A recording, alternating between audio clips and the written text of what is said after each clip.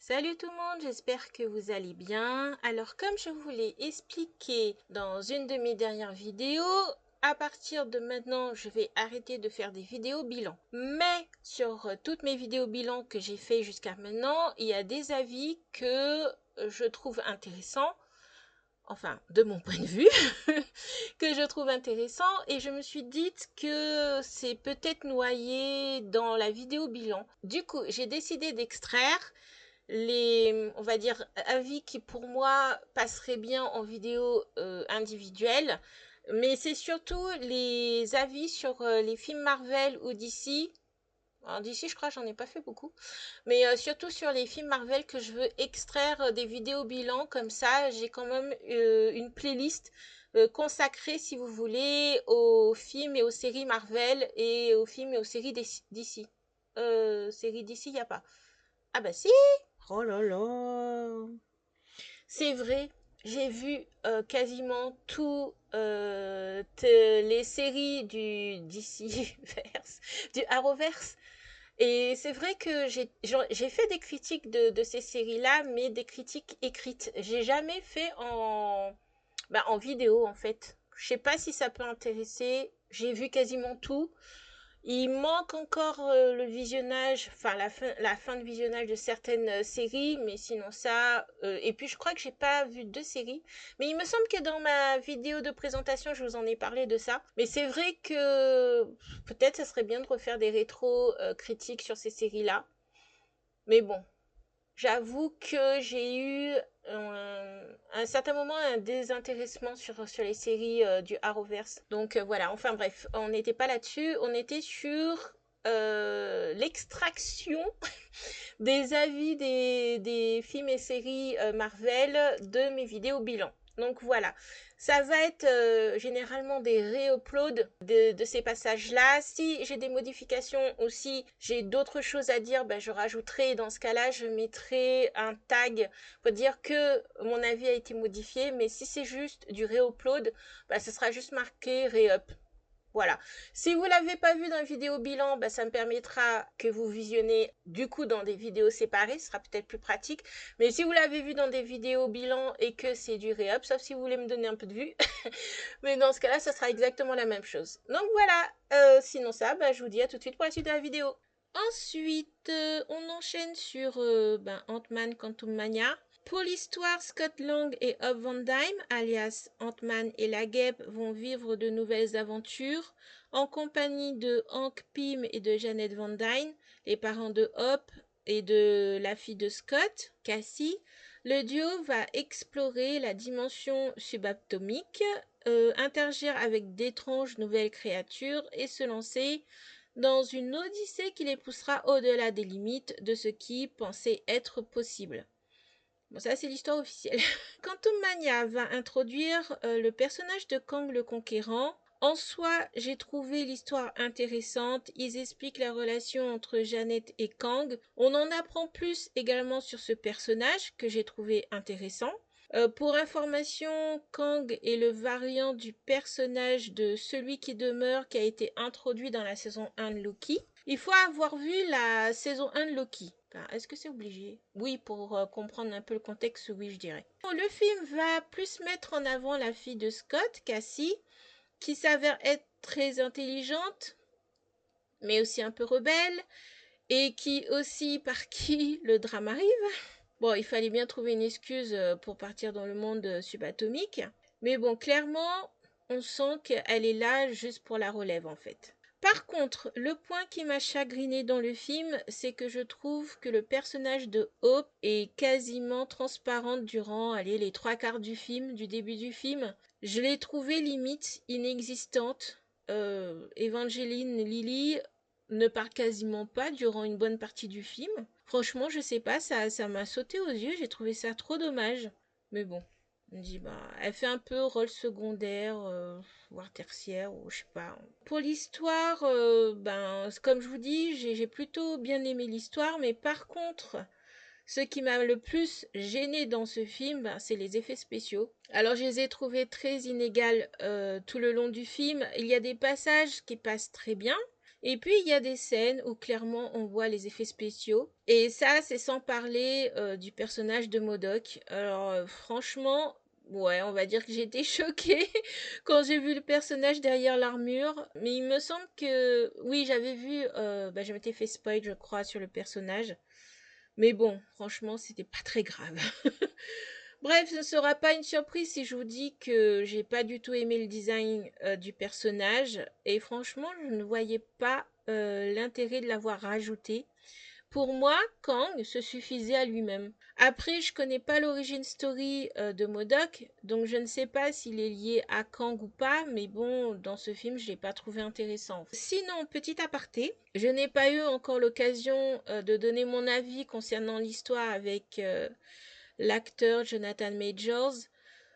Alors, pour ceux qui ne le sauraient pas, je vais faire un petit rappel. Jonathan Majors, qui devait incarner les nouveaux méchants de la phase 5 et 6, a été accusé de comportements toxiques, d'agressions physiques et verbales dans sa vie privée comme sur les plateaux de tournage. Et il a été arrêté en mars dernier, 2023 du coup, pour motif de violence conjugale envers sa compagne Grace Jabari. En décembre 2023, il a été reconnu coupable par la justice américaine des accusations d'agression et d'harcèlement. Et suite à sa condamnation, les studios Marvel ont décidé de mettre un terme à leur contrat avec Majors. Les studios ne pouvaient clairement pas le garder. Ils ont quand même, on va dire, attendu le jugement, mais de toute façon, du moment qu'un acteur ou une actrice commence à avoir des histoires avec la justice, on va pas se mentir, les studios sont plutôt expéditifs et préfèrent mettre un terme à tout contact avec l'acteur en question.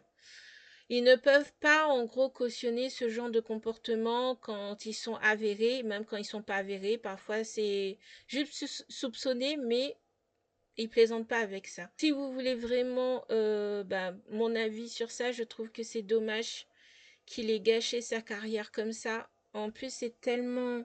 Enfin, c'est pas évident de décrocher un tel rôle et du moment que tu commences à avoir une carrière qui se lance comme ça, mais tu te tiens à carreau en fait. Je parle de Majors, donc je parle de sa carrière à lui, mais il ne faut pas oublier les victimes.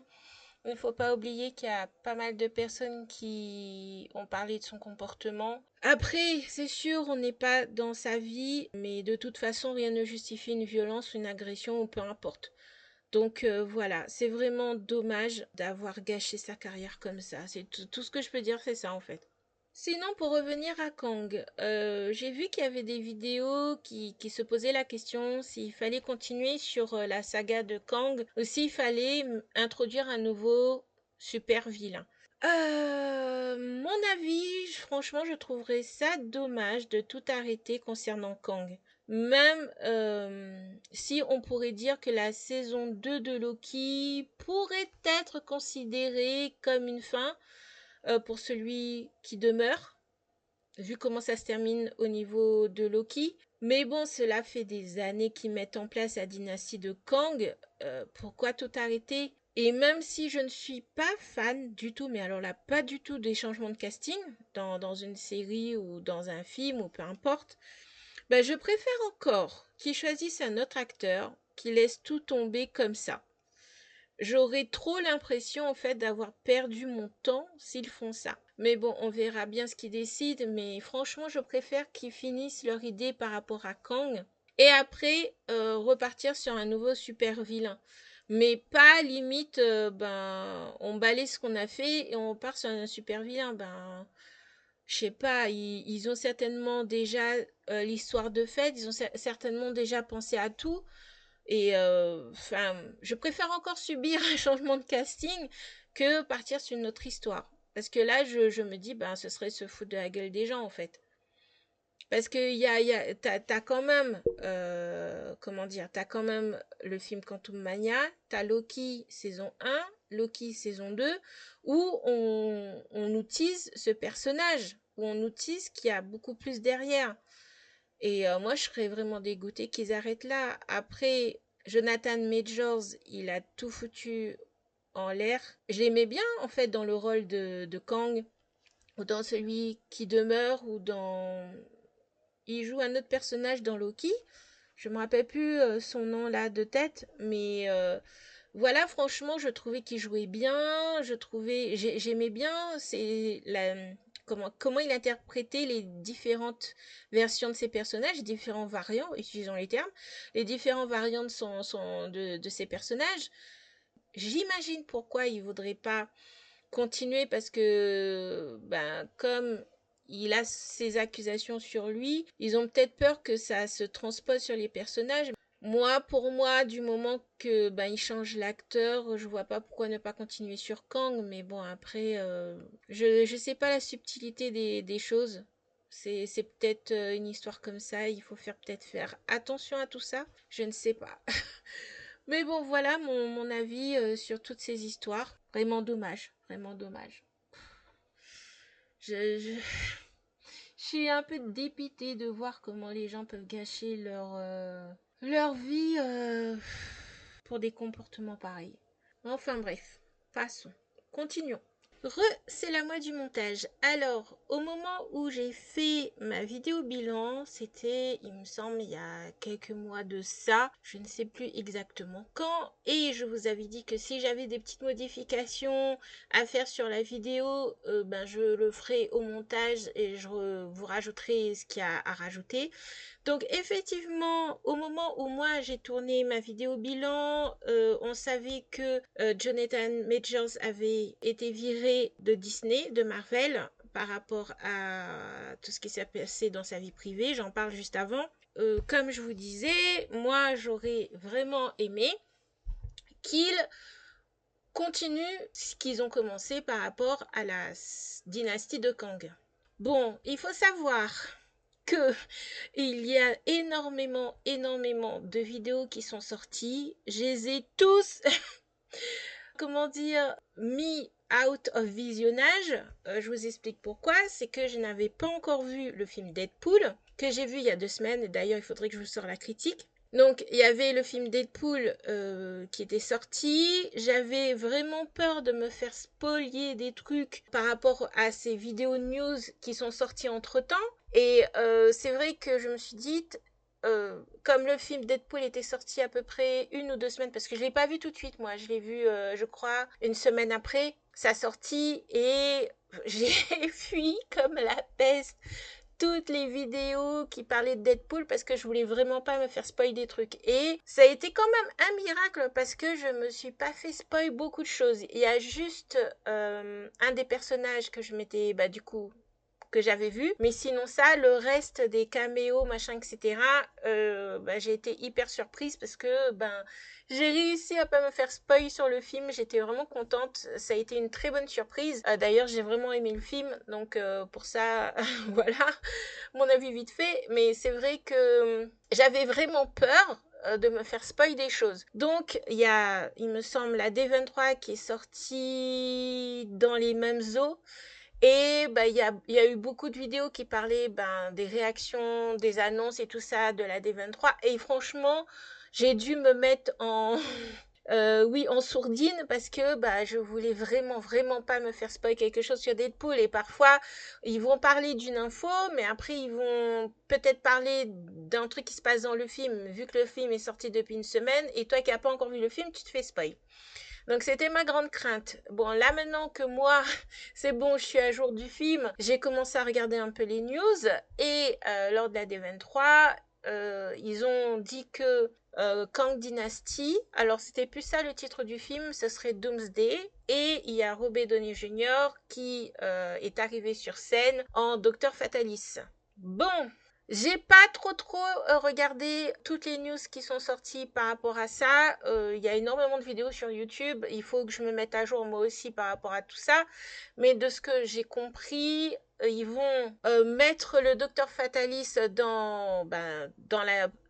comme prochain méchant entre guillemets des Avengers. Concernant Kang, de ce que j'ai compris, on ne sait pas à l'heure actuelle, au moment où moi je tourne la vidéo, c'est-à-dire le 17 août, que je complète la vidéo plutôt, le 17 août, on ne sait pas vraiment si le personnage est va être... alors, apparemment, dans un article, il a été dit que le personnage a été recasté, mais que du coup, il sera encore présent, mais apparemment, il sera plus non plus trop le centre de l'histoire. Donc voilà, c'est un peu flou. Après, je vous donne les infos que j'ai vues là vite fait entre entre les articles et quelques vidéos. Mais c'est vrai que, voilà, moi, j'en sais pas plus par rapport à ça. Je pense qu'il faut vraiment que je fasse, comme je vous ai fait il y a quelques temps, une vidéo mise à jour par rapport aux sorties Marvel, etc., comme j'ai fait l'année dernière, je crois.